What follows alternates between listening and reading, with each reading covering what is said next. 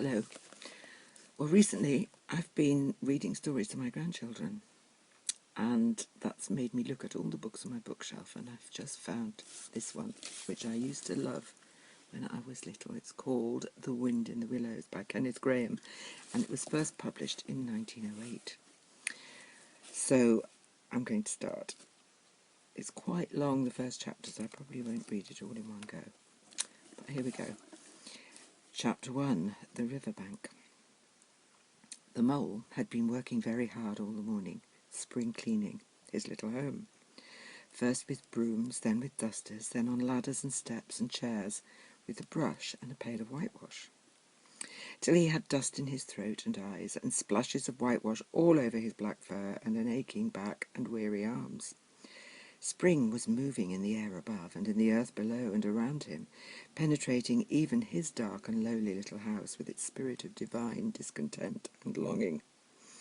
It was small wonder, then, that he suddenly flung down his brush on the floor, said, "Bother," and "Oh, blow," and also, "Hang spring cleaning," and bolted out of the house without even waiting to put on his coat. Something up above was calling him imperiously, and he made for the steep little tunnel, which answered in his case to the gravelled carriage drive owned by animals whose residences are nearer to the sun and air. So he scraped and scratched and scrabbled and scrooged, and then he scrooged again and scrabbled and scratched and scraped, working busily with his little paws and muttering to himself, up we go, till at last, pop! His snout came out into the sunlight, and he found himself rolling in the warm grass of a great meadow. "This is fine," he said to himself. "This is better than whitewashing." The sunshine struck hot on his fur. Soft breezes caressed his heated brow, and after the seclusion of the cellar which he had lived in so long, the carol of happy birds fell on his dulled hearing, almost like a shout. Jumping off all his 4 legs at once in the joy of living and the delight of spring, without its cleaning, he pursued his way across the meadow till he reached the hedge on the further side. "Hold up," said an elderly rabbit at the gap. "Sixpence for the privilege of passing by the private road."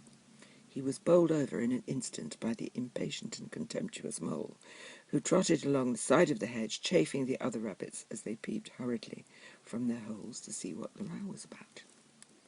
onion sauce," he remarked jeeringly, and was gone before they could think of a thoroughly satisfactory reply. Then they all started grumbling at each other. "How stupid you are! Why didn't you tell him? Well, why didn't you say you might have reminded him?" and so on in the usual way. But of course it was then much too late, as is always the case. It all seemed too good to be true. Hither and thither through the meadows he rambled busily, along the hedgerows, across the copses, finding everywhere birds building, flowers budding, leaves thrusting, everything happy and progressive and occupied. And instead of having an uneasy conscience pricking him and whispering whitewash, he somehow could only feel how jolly it was to be the only idle dog among all these busy citizens. After all, the best part of a holiday is perhaps not so much to be resting yourself as to see all the other fellows busy working. He thought his happiness was complete when, as he meandered aimlessly along, suddenly he stood by the edge of a full-fed river.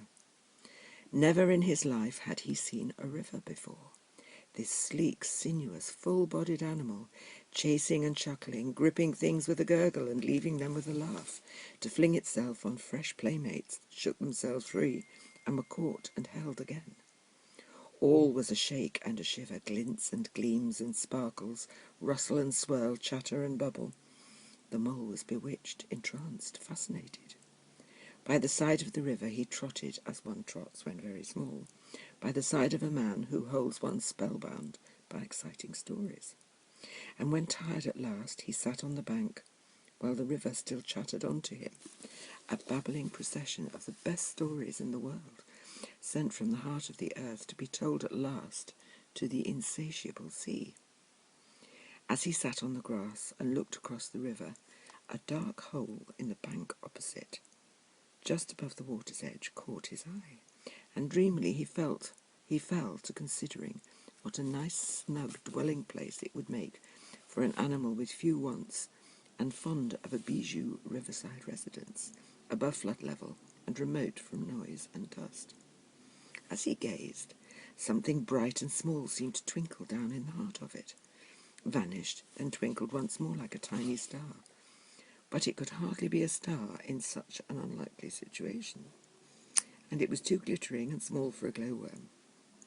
Then, as he looked, it winked at him, and so declared itself to be an eye. And a small face began gradually to grow up round it, like a frame round a picture. A little brown face with whiskers. A grave round face with the same twinkle in its eye that had first attracted his notice. Small neat ears and thick silky hair. It was the water rat. Then the two animals stood and regarded each other cautiously. "Hello, Mole," said the water rat. "Hello, Rat," said the Mole. "Would you like to come over?" inquired the rat presently. "Oh, it's all very well to talk," said the Mole rather pettishly, he being new to a river and riverside life and its ways. The rat said nothing, but stooped and unfastened a rope and hauled on it, then lightly stepped into a little boat which the Mole had not observed. It was painted blue outside and white within, and was just the size for two animals, and the Mole's whole heart went out to it at once, even though he did not yet fully understand its uses. The rat sculled smartly across and made fast. Then he held up his forepaw as the Mole stepped gingerly down. "Lean on that," he said. "Now then, step lively."